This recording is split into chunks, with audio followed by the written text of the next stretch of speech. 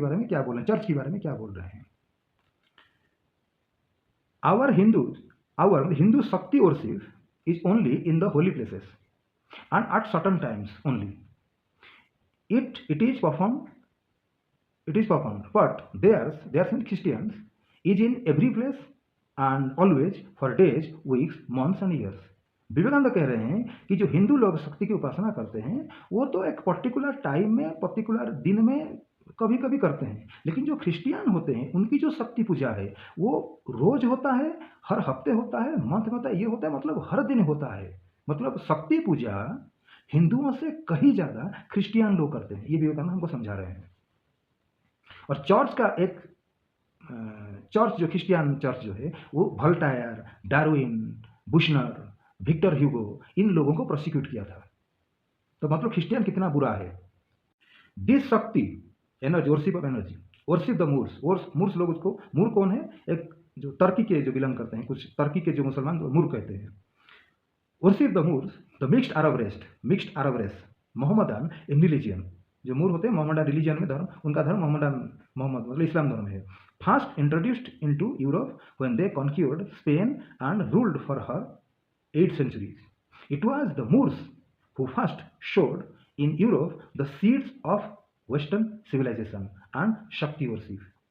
जो मूर हैं, जो तुर्की से आए हैं, बाद में इस्लाम बन गए, अरब इस्लाम और तुर्की इस्लाम दोनों मिल जाते हैं तो उसको मूर कहते हैं। तो मूर लोग जब स्पेन को इन्वेड किए, कैप्चर किए, कॉन्क्यूर किए और 800 ईयर्स तक उनको शासन किए, उस समय first they introduced the seed of western civilisation and Shakti worship. तो स्पेन में वेस्टर्न सिविलाइजेशन पहले एस्टैब्लिश हुआ ये मूर लोगों के द्वारा।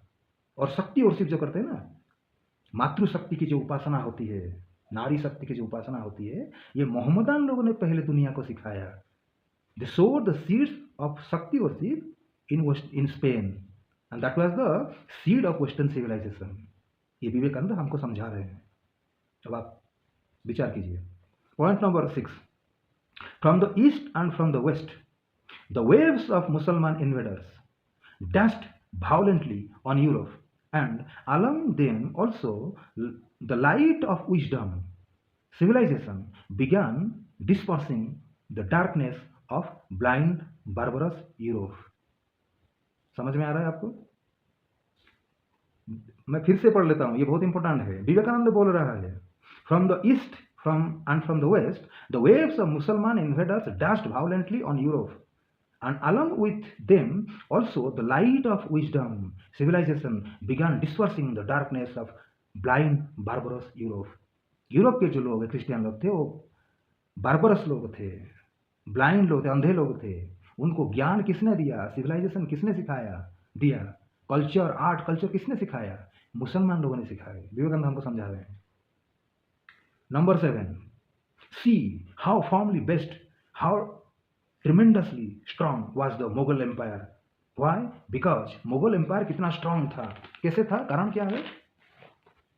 The Mughal left that point means the religion point untouched। मतलब मुगल ने हिंदुओं का जो धर्म है उसमें कभी हस्तक्षेप नहीं किया, इंटरफियर नहीं किया, उसको टच नहीं किया। इसलिए मुगल जो एम्पायर था बहुत स्ट्रांग था। विवेकानंद बोल रहे हैं, in fact Hindus were the real props of the Mughals. Hindu लोग थे, मुगलों की बहुत चहीते थे। Do you not know that Jahangir, Shahjahan and Dara Shikoh were all born of Hindu mothers, but as soon as the ill-fated Aurangzeb again touch that point, that means Aurangzeb जो हिंदुओं के धर्म के प्रति हस्तक्षेप किया, इंटरफियर किया, again touch that point, the vast empire, Mughal empire vanished in an instant like a dream. Akbar जो मुगल एम्पायर था, अकबर ने जो बनाया था, अकबर बहुत स्ट्रांग था। क्यों? क्योंकि उन्हें धर्म के प्रति, हिंदू धर्म के प्रति कभी बुरी नजर नहीं डाला, इंटरफियर नहीं किया, छेड़छाड़ नहीं किया। लेकिन जैसे ये बुरा औरंगजेब ने छेड़छाड़ किया हिंदू धर्म को, अत्याचार किया हिंदुओं के प्रति, उनका धर्म की मंदिर तोड़ा, जो भी कुछ किया, हिंदू धर्म को नाश करने की कोशिश किया, तब उसका एम्पायर भी जो राज्य था वो एक सपने की तरह गायब हो। Point number 8, Swami Vivekananda is saying, why is it that the English throne was so firmly established in India? Because it never touches the religion of the land in any way. British साम्राज्य जो है, east India company India में इतना strongly establish कैसे हो गया? क्योंकि उन्होंने कभी भारत के जो हिंदू धर्म है उसके साथ छेड़खानी नहीं किया, कभी टच नहीं किया। अब अगर आप मीनाक्षी जैन जी का जो कभी लेक्चर सुने होंगे, विक्रम संपत जी का लेक्चर सुने होंगे, या हम अभी जो जेएसआई दीपक हैं जो इस बारे में काफ़ी रिसर्च किया है, तो उन्होंने मिशनरी के बारे में बताया, कैसे मिशनरी यहाँ आए, ब्रिटिश लोगों ने कैसे कैसे वो कन्वर्सन किया। अगर आप पढ़े हैं तो विवेकानंद कितना महाज्ञानी है, तो ये आप समझ लीजिए। Why is it that the English, point number 8 मैं फिर से रिपीट कर देता हूँ, why is it that the English throne was so formally established in India? Because it never touched the religion of the land in any way. What is dharma? Vivekananda समझा रहे हैं धर्म क्या है। Dharma is that which man seeks for happiness in this world or the next. Dharma is established on work. Dharma is impelling man day and night to run after and work for happiness. धर्म का मतलब है कर्म करना। क्यों? क्योंकि हमें सुख चाहिए, हैप्पीनेस चाहिए। इसलिए आदमी जो है दिन रात धर्म कर रहा है, धर्म के पीछे भाग रहा है। भाई मैंने तो जब से ये आध्यात्मिक फील्ड में आया हूँ, मैं तो यही पढ़ा है, यही सीखा है कि मेरे गुरुजी ने सिखाया कि बेटा शरीर जो है ये क्षणिक है, ये आज है कल नहीं रहेगा। कोई गारंटी कार्ड, कोई क्रेडिट कार्ड, डेबिट कार्ड तो मेरे पास नहीं है। जमराज ने मुझे कोई कार्ड नहीं दिए हैं कि बेटा 100 साल तक तू जिएगा, तेरा कुछ नहीं होगा, बिल्कुल जवान रहेगा, तू पैसा कमा, ऐश कर, और जब मर जाएगा वो तो फिर तेरा स्वर्ग में ले जाऊंगा। ऐसा कोई कार्ड तो है नहीं। तो मेरे गुरुजी ने तो कहा कि बेटा देखो, शरीर नश्वर है, आत्मा अमर अजर है, और आत्मा का परमात्मा से मिलना यही सनातन धर्म की सार है। उस परमात्मा से को अनुभूति करना, उससे प्रेम करना, उसकी सेवा करना, उनके पास लौट के जाना, back to home, back to Godhead, यही जीवन की लक्ष्य है। जो भगवान कहता हूँ बीजप्रद पिता गीता में कि मैं तुम्हारा पिता हूँ, तो बेटे को पिता से मिलना यही तो सनातन धर्म है। आत्मा का परमात्मा के साथ जो विलन होता है वो धर्म कहते हैं, क्योंकि आत्मा अजर अमर है, शाश्वत है। देह क्षणिक है, बॉडी क्षणिक है, ये मटेरियल वर्ल्ड टेम्पररी है, आत्मा परमानेंट है, बॉडी टेम्पररी है। लेकिन विवेकानंद कह रहा है कि धर्म का मतलब है फिर कर्म करते रहो और खुशी मतलब एंजॉय करो, सुख की तलाश करो। ये कौन सा धर्म है? तो मेरी समझ में नहीं आ रहा है। आप समझ रहे होंगे तो समझिए। तो विवेकानंद फिर कहते हैं point number 10, Hindus are Aryans. Hindu लोग जो हैं वही आर्यंस हैं। विवेकानंद बोल रहा है, जैसे मैंने पिछले कहा कि जो वर्णाश्रम सिस्टम फॉलो करता है अकॉर्डिंग टू वैदिक सनातन धर्म, वैदिक स्पिरिचुअल स्क्रिप्चर्स, उसको आर्यन कहते हैं। आर्यन एक क्वालिफिकेशन है, वो कोई जाति नहीं है। लेकिन विवेकानंद कहते हैं जो हिंदू आर्यंस हैं, चोरी करो, मर्डर करो, रेप करो, डाका डालो, कुछ भी करो, आर्यन, हिंदू हो आर्यन हो, बस बात खत्म। एक पूरा clear cut philosophy Vivekananda, great man, you know. Aryan tribes that were uncivilised in the ancient days. Aryan लोग अनसिविलाइज्ड थे, आदिवासी लोग थे, वो जंगल में रहने वाले लोग थे, कच्चा मांस खाने वाले। आर ऑल खास, वो खास जाति के थे, living in mountain region and in the Himalayas. तो आर्यन जो जाति है अनसिविलाइज जाति है, जंगली लोग हैं, उनको खास कहा जाता है, KHASH, खास नाम का ट्राइब उनको कहा जाता है। वो माउंटेन एरिया में रहते थे, पहाड़ी एरिया में रहते थे, खास करके हिमालय में। विवेकानंद हमको सिखा रहा है। तो ये तो मैंने 10 पॉइंट विवेकानंद ने बताया। तो इससे आप समझ सकते हैं कि विवेकानंद का जो ज्ञान है, जो ब्रेन है, जो कॉन्शियसनेस है, कहाँ तक वो डेवलप हुआ था। और वो चाहे वो मुसलमान की सिविलाइजेशन हो, क्रिश्चियन धर्म सिविलाइजेशन हो, यूरोप सिविलाइजेशन हो, चाहे इंडिया की जो वैदिक सिविलाइजेशन हो, उसका ज्ञान कहाँ तक था। ये 10 पॉइंट एक मैंने आपको बिंदु दे दिया, एक समुद्र का कण होता है ना, बिंदु दे दिया, इससे आप समझ सकते हैं। जैसे मैंने स्वामी विवेकानंद का कंप्लीट वर्क्स जो है, complete works of Swami Vivekananda, ये मैंने किताब पढ़ा है। Up to the age of 45 I personally was a follower of Swami Vivekananda. Vivekananda सारी किताब पढ़ा है और वो मेरी एक आइडिया था। लेकिन बाद में जब मुझे असलियत का पता चला तो मैं फिर वो लाइन को छोड़ दिया मैंने, फिर ये आदमी तो फ्रॉड आदमी है। फिर मैं जो चैतन्य महाप्रभु की परंपरा में आया। लेकिन आज भी करोड़ों लोग ऐसे हैं जो विवेकानंद को अपना आइडियल मानते हैं, उसकी दिखाई रास्ते पे चलते हैं। खास करके जो पढ़े लिखे हाईली एजुकेटेड लोग हैं आज की तारीख में, जो ऑनेस्ट हैं, सिंसियर हैं, पैट्रियोटिक हैं, अपने देश के प्रति उनका सम्मान भी है, देश के लिए कुछ करना भी चाहते हैं। लेकिन उनकी दुर्भाग्य है कि विवेकानंद जैसे आदमी को ये अकल का अंधा, एक तो विवेकानंद जो है उसका जो फिलोसफी था वो अद्वैत वेदांत था, आदि शंकराचार्य का जो फिलोसफी है वो तो एक नंबर का गलत फिलोसफी है, बिल्कुल वैदिक सनातन धर्म का अगेंस्ट में है, अपोजिट में है। उसका ये फॉलोअर है। और प्लस जो मैटेरियलिस्टिक नॉलेज होता है, जो हमारी ये वर्ल्ड में इंडिया, अमेरिका, ये जो मटेरियल नॉलेज है, मटेरियल हिस्ट्री है, जो स्पिरिचुअल हिस्ट्री, जो रियल हिस्ट्री है, वो हमारी भारत की जो पुराण में लिखा गया है, रामायण, महाभारत, ये जो हमारे रियल हिस्ट्री, उसका अनब्रोकन चेन है, आज तक आया है पुराण में, अप टू कलियुग। त्रेता युग में क्या हुआ, द्वापर में क्या हुआ, कलियुग में क्या होगा, कितने समय, एक युग कितना समय रहता है, कब उसका ध्वंस होगा, कब नेक्स्ट युग शुरू होगा, कलियुग कब शुरू हुआ, कितना दिन चलेगा, उसकी वहाँ, और एक एक युग में रहने वाले लोगों की चाल चलन, आचार व्यवहार, सोशल सिस्टम कैसा होगा, सब कुछ A to Z वर्णन किया गया है। पूरा चेन है, कोई गलती नहीं है, कुछ नहीं है। वो एक रियल हिस्ट्री। लेकिन ये जो लोग हैं, जो मॉडर्न हिस्टोरियन हैं, खास करके जो डार्विन को मानते हैं कि हमारी बाप दादा बंदर थे, जंगल में उछल कूद करते थे, और करते करते वो पहले बंदर तो 4 टांगों पर चलता है, बाद में सीधा हो गया, किसी ने डंडे से मारा होगा कमर में जोर से, बंदर को कहते होता है ना, कोई मार देता है कमर में, आदमी कहता है अरे, ऐसा हो जाता है। तो बंदर को किसी ने कहीं चोट लग गया होगा, ऐसा कर दिया होगा, तो सीधा हो गया होगा, अभी धीरे धीरे धीरे धीरे वो आदमी बन गया। तो हमारे बाप दादा तो बंदर थे। ये जो मॉडर्न जो नॉलेज है, तो ये जो विवेकानंद के फॉलोअर्स हैं, जो अरविंदो के फॉलोअर्स हैं, जो महर्षि मोहित, जितने भी ये सब हैं, ये जाकी वासुदेव, ये रविशंकर, ये जितने सब मॉडर्न जो गुरु घंटाल से हैं, इनको जो उनको जो आइडियल मानते हैं, और उनकी जो टीचिंग्स है, जो शिक्षा, उससे इंस्पायर्ड है और इन्फ्लुएंस्ड हैं, इन्हें सारे लोगों की यही फिलोसफी है, खास करके विवेकानंद जो है। इसीलिए मैं कहता हूं कि 99% हिंदू जो है वो वैदिक सनातन धर्म को जानता भी नहीं है। इसीलिए हिंदुओं में कभी यूनिटी नहीं है, कोई भाईचारा नहीं है, एक दूसरे के प्रति जेलस एनवियसनेस है। हर किसी का अपना एक जात है, अपना फिलोसफी है, अपना मंदिर है, अपना मठ है, अपना ऑर्गेनाइजेशन है, सब अलग अलग है।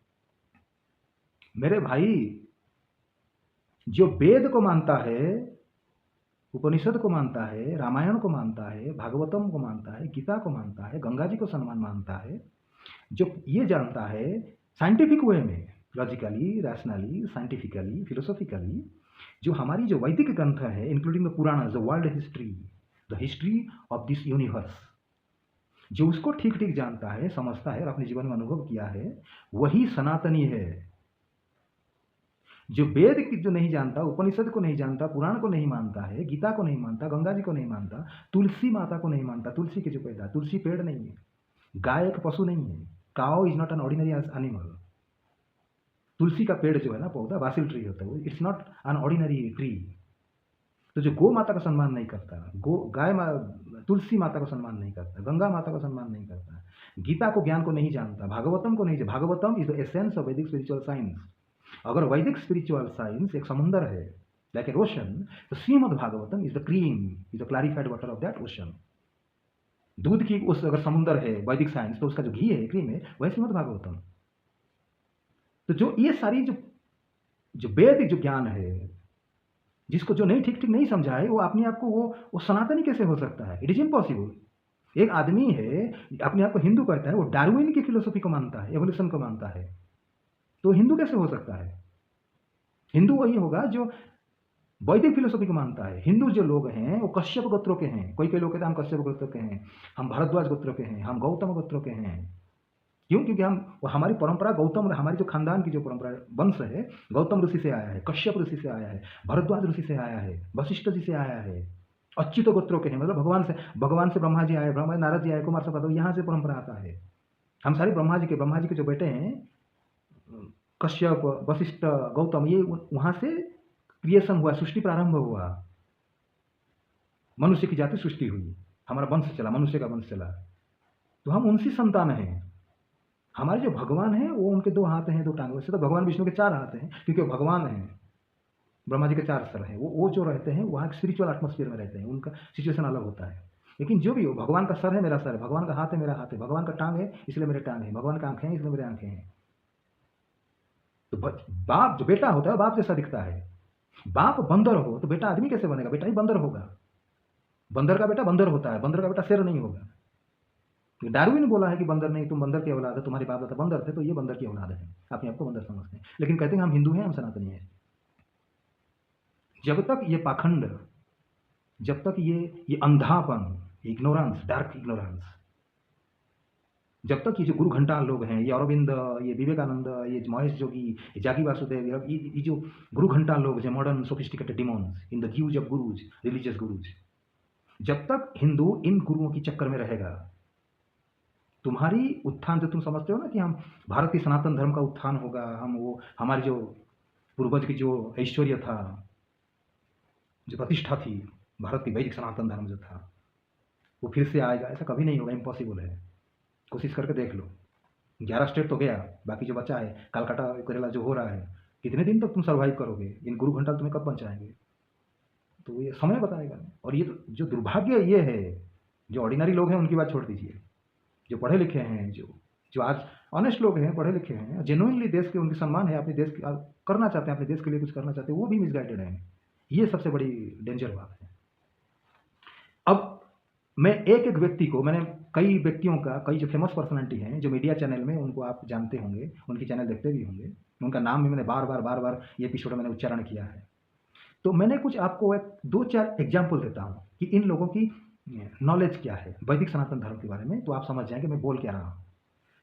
For example, RSN Singh, doctor RSN Singh, media में अगर आप देखते होंगे न्यूज़ चैनल, तो आप उनको ज़रूर देखे होंगे। मैं भी उनसे सीखता हूँ। जनरली वो इंडिया की जो इंटरनल सिक्योरिटी के बारे में डिस्कशन करते हैं, नक्सलाइट जो है उसके बारे में, टेररिस्ट के बारे में, और इंटरनेशनल टेररिज्म के बारे में भी वो काफ़ी उनको एक्सपीरियंस है, और बिल्कुल तथ्यों पे बात करते हैं। वो अपनी फील्ड में वो मास्टर हैं, मुझे उससे कोई कंप्लेन नहीं है। जो पुष्पेंद्र जी हैं, RSN सिंह जी हैं, वो बाकी जो विक्रम संपत है, वो अपनी फील्ड में वो मास्टर हैं। मैं यहाँ पॉइंट आउट कर रहा हूँ कि वैदिक स्पिरिचुअल साइंस, सनातन धर्म, वेद, उपनिषद, भागवत गीता, ये जो हमारे बेस है, फाउंडेशन है, उसके बारे में मैं जब बात आता है तब मैं पॉइंट आउट करता हूँ। तो RSN सिंह जो है वो बोल रहे थे, मैंने खुद वो चैनल सुना है। कोहिनूर हीरा, जो कोहिनूर डायमंड, अभी जो ब्रिटिश रानी जो क्वीन है उनकी जो क्राउन में है, वो हमारी भगवान कृष्ण द्वापर युग में जब आए थे, भगवान कृष्ण जब द्वारिका में राजा थे, तो उस समय एक राजा था, सत्यभामा जी का पिताजी, भगवान के ससुर, फादर इन लॉ, उनका नाम था सत्यजीत। उन्होंने भगवान सूर्यदेव को उपासना की है। सूर्यदेव प्रसन्न होकर उनको एक मणि दिए, जिनका नाम था सम्यतंग मणि। बाद में वो मणि, उनका उस मणि की वजह से उनका मर्डर भी हो गया। मणि कई लोगों ने उनका चोरी करके ले गए, बड़ी वो एक लंबी कथा है। फिर भगवान ने वो जाम्बवान भी चोरी करके ले गए थे, भगवान जाम्बवान की से लड़ाई के लिए मणि लेके आए, फिर सत्यभामा जी को दिए। बाद में फिर वो मणि वो रिटर्न उग्रसेन को भगवान दे दिए थे। ये लंबी कथा है। वो मणि इतना पावरफुल था, 72 मण, मण मतलब एक मण 4 किलो, 4 केजी होता है। तो मणि को अगर आप किसी जगह में कपड़े में सब बांध के आप रख देंगे घर में अकेले किसी एक कोने में छुपा के, तो अगर सुबह आप देखेंगे तो वो मणि 72 मण, 72 मण मीन 72 इंटू 4 किलो सोना उगल देता था। वो मणि से सोना प्रकट हो जाती थी। जैसे हमने कभी सुना है टच स्टोन, टच स्टोन एक इतना पावरफुल एक स्टोन है, अगर उसको लोहे में टच करेंगे तो लोहा सोना बन जाएगा, उसका क्वालिटी है। हमारी एक वैष्णव आचार्य हैं जो वृंदावन में रहते थे आज से 300 साल पहले, वो उनको मणि मिला था, हकीकत रियलिटी है, मणि मिला था। और उन्होंने, एक आदमी उनसे मणि मांगा भी था कि मेरी बेटी की शादी करनी है, मुझे वो मणि दीजिए, मुझे कुछ पैसा चाहिए। तो हमारे जो आचार्य थे, उनका नाम सनातन गोस्वामी है, उन्होंने मणि दे दिया। तो वो आदमी लेकिन इतना मूर्ख था कि वो उसने सोचा कि आचार्य मुझे मणि क्यों दे दिया, तो उसका मतलब है उनके पास कुछ इससे भी ज़्यादा कीमती चीज़ें हैं। तो उसकी लालच जागा, तो वो आधी रास्ते से रिटर्न आया। तो उनको बोला कि आचार्य जी, आपने मुझे लगता है कि आपके पास इससे भी ज़्यादा कीमती चीज़ें हैं, मुझे वो चाहिए। तो सनातन गोस्वामी जो थे उन्होंने बोला कि ठीक है, तुम एक काम करो, जो मणि मैंने तुमको दिया है, उसने वो आदमी परीक्षा ले लिया था, उसने एक लोहे में टच करके देखा, वो सोना बन गया था। ये रियल कथा है, हिस्ट्री है, कोई काल्पनिक कथा नहीं है। तो सनातन गोस्वामी बोले कि तुम एक काम करो, इस मणि को नदी में फेंक दो, तो उससे भी कीमती चीज़ मैं तुमको दूंगा। तो आदमी गया जमुना नदी में, वो मणि को फेंक दिया, रिटर्न आया। तो बोला कि ठीक है, मुझे उससे कीमती चीज़ दीजिए। तो सनातन गोस्वामी उसको उसकी कान में बोले, हरे कृष्ण कृष्ण कृष्ण हरे हरे, हरे राम राम राम हरे हरे।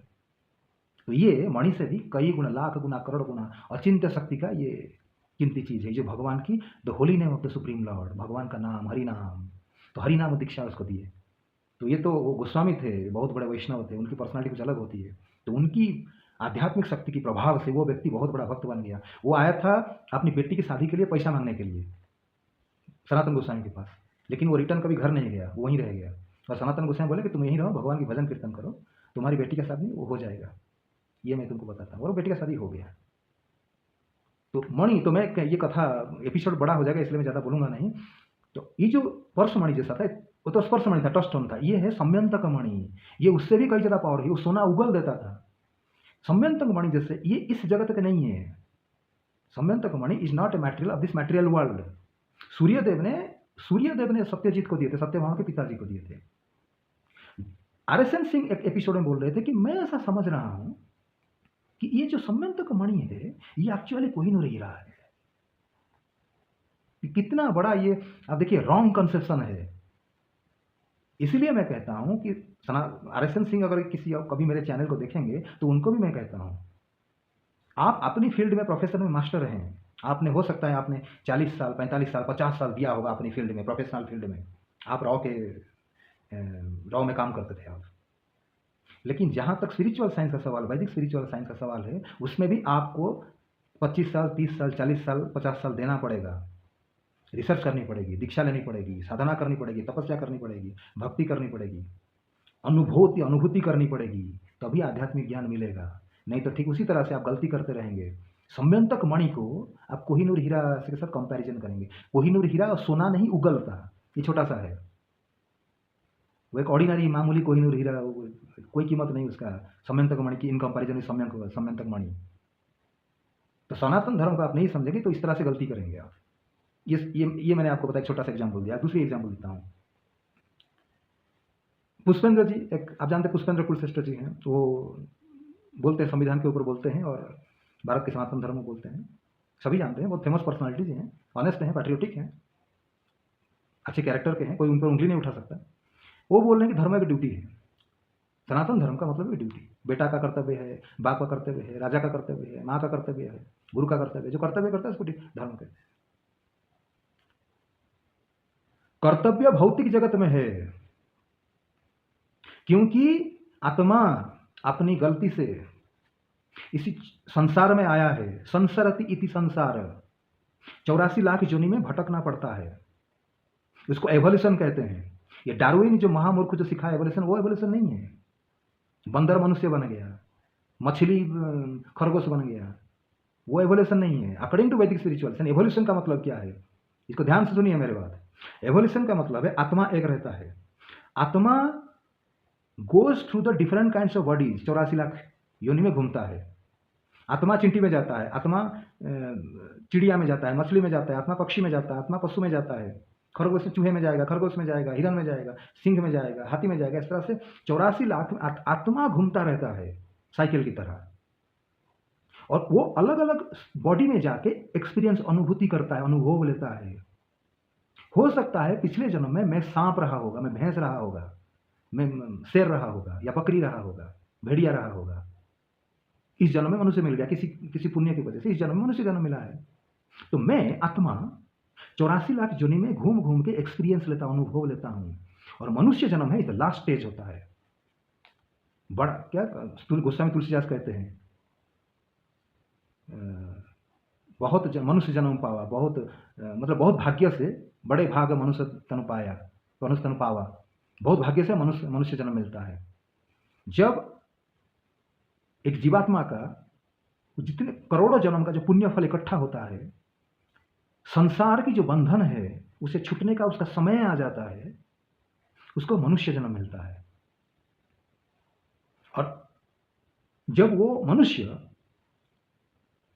एक्सीडेंटली हो या किसी वजह से किसी साधु के संसर्ग में आता है, किसी सेंटली पर्सन, खास करके जो विष्णु के भक्त हैं, साधु संत महापुरुषों की कांटेक्ट में आता है, संस्पर्श में आता है, तो समझ लीजिए उसी दिन से उसका सौभाग्य उदय होता है।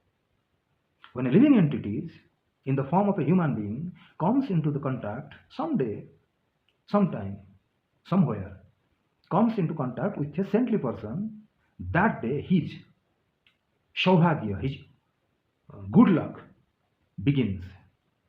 उसकी सौभाग्य स्टार्ट हो जाता है, वो फंक्शन होना काम करता है और बहुत जल्दी वो संसार की बंधन से मुक्त हो जाता है। इसे एवोल्यूशन कहते हैं। ये किसी दिन ये टॉपिक, ये एपिसोड बड़ा होगा, इसलिए मैं हर चीज़ को शॉर्टकट में रखता हूँ। ज़्यादा उसको विस्तार से बताएंगे तो फिर कोई ये आप भी नहीं देखेंगे, कोई इंटरेस्ट नहीं होगा। इसलिए तो आपको समझ में आया एवोल्यूशन क्या है। एवोल्यूशन है आत्मा 84 लाख योनि में घूम घूम के जो एक्सपीरियंस लेता है, उससे एवोल्यूशन कहते हैं। आत्मा एक रहता है, अलग अलग बॉडी से घूमता रहता है, वो अपनी कर्मों के हिसाब से, कर्म फल के हिसाब से, उसको एवोल्यूशन, वो एक्सपीरियंस रहता है। इसलिए हर आदमी में, हर मनुष्य में अलग अलग, कोई कोई आदमी सांप जैसा होता है, सांप की क्वालिटी उसमें ज़्यादा होता है, कोई आदमी शेर जैसा होता है, कोई आदमी कुत्ता जैसा होता है, कोई आदमी भैंस जैसा होता है। मैंने अपनी पर्सनल जीवन में ऐसे ऐसे लोगों को देखा है। अलग अलग लोगों में अलग अलग कैरेक्टर, मतलब किसी किसी जो आत्मा किसी एक शरीर में, सांप की शरीर में या शेर की शरीर में अगर ज़्यादा समय तक रह जाता है तो उसका जो इम्प्रेशन है, प्रभाव है, उसमें रहता है। कोई पिछले जन्म में, अगर मैं पिछले जन्म में शेर था और बहुत समय तक मैं शेर जन्म में रहा, उस जोनी में रहा, तो वो जो इम्प्रेशन है इस जन्म में देखा जाएगा। मेरा कैरेक्टर भी शेर जैसा कुछ होगा। अगर मैं सांप जैसा अगर शरीर में था तो इस जन्म में सांप का जो नेचर है, क्रोध है, वो मेरे अंदर रहेगा। और आदमी में एक अलग अलग गुणों का प्रभाव रहता है। ये भी एक साइंस है। इसमें एक हरिद्वार में गायत्री शांति कुंज, गायत्री परिवार, ये बहुत बड़ा ऑर्गेनाइजेशन है। इंडिया में हर लोग जानते होंगे, आप भी जानते होंगे। उनके जो गुरु हैं पंडित श्री राम शर्मा आचार्य, उनकी वहाँ उस ऑर्गेनाइजेशन में इस बारे में किताब मिलता है। आदमी की चेहरा देख के कैसे आप पता लगाएंगे कि वो पिछले जन्म में क्या था, भैंस था, शेर था, गाय था, बकरी था, क्या था, आदमी के चेहरे से। ये एक बहुत बड़ा साइंस है। उसकी किताब वहाँ मिलता है, मैंने पढ़ा था जब मेरी उम्र में 18-19 साल का था, पढ़ा था तब, नहीं सीखा है। तो इसको evolution, this is called evolution, real evolution according to Vedic spiritual science. अच्छा, धर्म कोई कर्तव्य नहीं है। आत्मा, तो मेरा जो पॉइंट था, टॉपिक था, उससे मैं साइड हो गया। जो पुष्पेंद्र जी जो बोलते हैं कि धर्म कर्तव्य है, धर्म कर्तव्य है क्योंकि आत्मा इस जगत में अपनी गलती की वजह से आया है। परमात्मा से वो मिलेगा, आत्मा परमात्मा से मिलता है तो वो उसका मोक्ष कहते हैं, वहां तक उसको पहुंचना है। लेकिन पहुंचेगा कैसे? जब वो जिंदा रहेगा। जिंदा रहने के लिए रोटी कपड़ा मकान चाहिए, तो रोटी कपड़ा मकान के लिए उसे कुछ ना कुछ तो काम करना पड़ेगा। शरीर माध्यम खड़ धर्म साधना, शरीर बचेगा, ये शरीर रहेगा तभी तो साधना करेगा और मोक्ष पाएगा। तो शरीर के लिए तो रोटी कपड़ा मकान चाहिए, आवश्यक है, बेसिक नीड्स है। तो रोटी कपड़ा के लिए कुछ ना कुछ करना पड़ेगा। तो वो जिस वर्ण में है, जिस आश्रम में है, कुछ ना कुछ कर्तव्य करता है। स्टूडेंट है, पढ़ाई करता है, नौकरी करता है, जो भी बिजनेस करता है, जूता सिलाई करता है, प्राइम मिनिस्टर बनता है, कुछ भी करेगा वो। रोटी कपड़ा मकान कमाएगा तो जो 8 घंटा मेहनत करेगा, जो बाद का जो समय बचा, जो 16 घंटा बचा, 16 घंटा में आध्यात्मिक साधन करेगा तो मुक्ति मिलेगा। तो कर्तव्य परमानेंट नहीं है।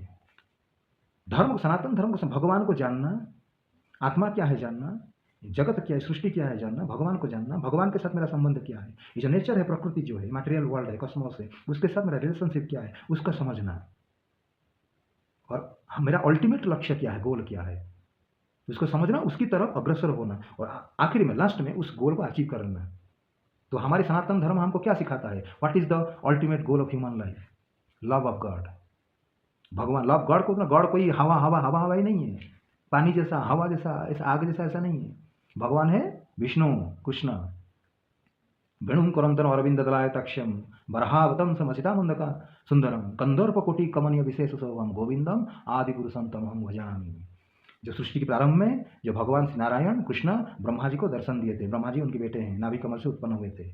तो first time, the first living entity of this universe, Brahma ji जो भगवान को देखे, तो भगवान की जो रूप को देखे तो उनको स्तुति कर रहे हैं। वो स्तुति नोट है ब्रह्म संहिता में, वो सुश्रौत परंपरा में हमारे पास आया है। वो आज भी वो किताब, उसका नाम है, ग्रंथ है, उसको कहते हैं Brahma Samhita, the first scripture of this universe. Brahma ji ने भगवान की स्तुति में जब उनको गायन किए थे। तो आत्मा परमात्मा का मिलन, परमात्मा की ओर जाना, विष्णु की ओर जाना, विष्णु की भक्ति करना, यही वैदिक स्पिरिचुअल साइंस है, यही धर्म है। कर्तव्य करना ये मटेरियल वर्ल्ड में है, पेट पालने के लिए, रोजी रोटी के लिए कुछ ना कुछ करते हैं, उसको कर्तव्य कहा जाता है। तो धर्म का अर्थ कर्तव्य नहीं है। कोई कंफ्यूजन ना हो, इतने लंबे चौड़े प्रवचन देने में हो सकता है कि आदमी को तकलीफ हो, मैं एकदम शॉर्टकट में धर्म का डेफिनेशन दे देता हूं। Dharma is the rule created by God. धर्म टू साक्षात भगवत प्रणीतम अकॉर्डिंग टू श्रीमद् भागवतम, टू is the essence of spiritual science. भगवान के द्वारा बनाया गया नियम को धर्म कहते हैं। धर्म तो साक्षात भगवतम। और धर्म की डेफिनेशन ऐसा होगा, the natural characteristics of an object. एक वस्तु का जो शाश्वत धर्म है, शाश्वत नेचर है, कैरेक्टर है। आत्मा स्पिरिचुअल है, भगवान स्पिरिचुअल है। तो एक स्पिरिचुअल ऑब्जेक्ट जो दूसरे स्पिरिचुअल ऑब्जेक्ट जो उसका सोर्स है, ओरिजिन है, उसकी तरफ वो जाता है, उससे मिलता है, वो धर्म कहते हैं। आत्मा गलत इसे संसार में आया है, उसको ये भौतिक शरीर, नाशशील शरीर मिला है उसको, जो मरल सिनर है, जो टेम्परारी है, तो टेम्परारी बॉडी को छोड़ के, क्योंकि आत्मा बॉडी के साथ आत्मा का कोई रिलेशनशिप नहीं है। आत्मा स्पिरिचुअल है, बॉडी में एक बायोलॉजिकल मशीन है, मटेरियल है, बॉडी नष्ट हो जाएगा, सड़ जाएगा, मर जाएगा, जला दिया जाएगा, लेकिन आत्मा अजर अमर है। भगवान की भक्ति करेगा, स्पिरिचुअल प्रैक्टिस करेगा, तो भगवान की तरफ जाएगा, वो धर्म है। धर्म का मतलब धर्म तो साक्षात भगवत प्रणीतम। क्लियर? नेक्स्ट, तो मैंने RSN सिंह के जो गलती बताया कोहिनूर हीरा के बारे में, पुष्पेंद्र जी का जो धर्म के बारे में जो करते हुए बोल, धर्म का अर्थ कर्तव्य, उसकी डेफिनेशन भी दिया, समझाया आपको। अब नेक्स्ट आते हैं, अरविंदो क्या कहते हैं। अरविंदो, श्रीमान अरविंदो, काफ़ी लोग उनसे खासकर पढ़े लिखे लोग इंस्पायर होते हैं। धर्म का अर्थ जो अल्टीमेट गोल मोक्ष नहीं है, धर्म celestial life is the goal. Aurobindo सिखाते हैं कि एक ऐसी आध्यात्मिक साधना करोगे तो आत्मा का जो आपका कॉन्शियसनेस ऐसी लेवल में चला जाएगा जब आप आध्यात्मिक स्वर्ग जैसा आनंद अनुभव करोगे। सेलेस्टियल प्लीजर, आनंद नहीं, सेलेस्टियल प्लीजर जो स्वर्ग लोक में मिलता है, उसको कहते हैं, वो कहते हैं वही अंतिम लक्ष्य है। Celestial pleaser, happiness is not the ultimate goal. मोक्ष अलग चीज होता है। पुण्य करने से जो यज्ञ करेगा, दान पुण्य करेगा, अलग अलग देवताओं की पूजा करेगा, गरीबों की मदद करेगा, ऐसे जो पुण्य काम करते हैं वो स्वर्ग में जाते हैं। तो स्वर्ग एक स्वर्ग, आप ब्रह्मा भुवनार लोके पुनर्वर्ती न अर्जुन। कोई साधना कर करके ब्रह्मा बन जाएगा तो वहां से गिर जाएगा, ब्रह्म लोक पहुंच जाएगा, वहां से गिर जाएगा वो। ब्रह्मा जी का भी मृत्यु होती है। क्षीणे पुण्य मर्त्य लोकम विशंति। जो पुण्य करेगा, बैंक बैलेंस बढ़ेगा, किसी कोई काम करेगा, पैसा कमाएगा, बहुत पैसा हो जाएगा तो अमेरिका जाएगा, पेरिस जाएगा, घूम के आएगा, वो भी एक तरह का स्वर्ग है। लेकिन पैसा खत्म हो जाए, अमेरिका रिटर्न आना पड़ेगा। आपकी पुण्य कर्म करेंगे, सत्कर्म करेंगे, आपका पुण्य बढ़ेगा, स्वर्ग में जाएंगे, हजारों साल रहेंगे, रंभा है, उर्वशी है, कुछ दिन रहेंगे, मजा करेंगे, बाद में जो पुण्य खत्म हो जाए वहां से गिर जाएंगे, फिर मनुष्य जन्म पड़ेगा, पशु पक्षी बन जाएंगे आप। इसी को 84 लाख जो नहीं कहते हैं। और हमारे जितने भी प्रामाणिक आचार्य हैं वो बार बार ये हमको उपदेश देते हैं कि ये जो स्वर्ग के आनंद है उससे दूर रहो। मनुष्य जन्म में आदमी भक्ति करता है, आध्यात्मिक ज्ञान अर्जन करता है, स्वर्ग में भक्ति नहीं होता है। स्वर्ग में गीता रामायण का पाठ नहीं होता है, भगवान का भजन कीर्तन नहीं होता है। वहाँ तो रंभा उर्वशी नाच गाना होता है, खाओ पियो कर अमृत पियो नाचोगा, ये टाइम चला जाता है, पता भी नहीं चलता। अब जब इमीडिएट टाइम खत्म हो जाता है तो पता नहीं खत्म हो गया, फिर गिरना पड़ता है, फिर मनुष्य मर के मनुष्य जन्म लेना पड़ेगा, तो कीट पतंग बन जाएंगे कर्मों के अनुसार। गहना कर्मणा गति ही, कर्म का अंजाम क्या होगा कोई नहीं जानता। ये बहुत डेंजर, 84 लाख जो नहीं है, बहुत बड़ा ये डेंजर है। आत्मा एक बार फंस जाता है, मनुष्य मुक्ति नहीं पाता है इतनी आसानी से।